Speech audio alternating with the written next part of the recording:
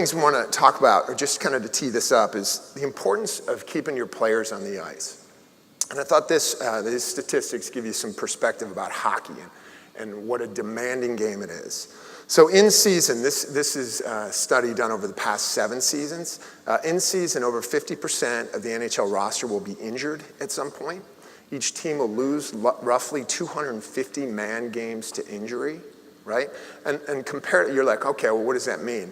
Compare it to the NFL, right?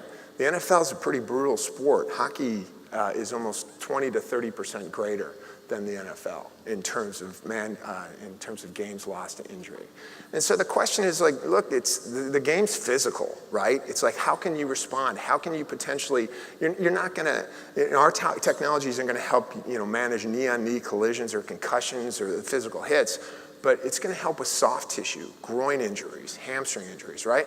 How can you have your players in better shape through the grind of 80 games plus playoffs, or if it's college, for weekend series where you have very intense 3-game periods? How does your organization respond and take advantage of technologies out there? I thought this presentation was set up nicely by, I think it was point 4 last night by Mr. McKenzie, where he said, embrace to enhance, right? Embrace technology to enhance player performance.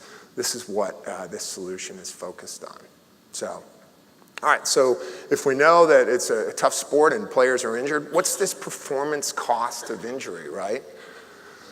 Let me try to point here, but if you look, so the blue bars over here, that tells you the wins by each organization. So if you look, the blue bars are games lost to injuries. So if you look on the left-hand side, you see that the Kings, the Bruins, and the Blackhawks had the lowest numbers of games lost to injury, right? And so forth all the way through to Colorado.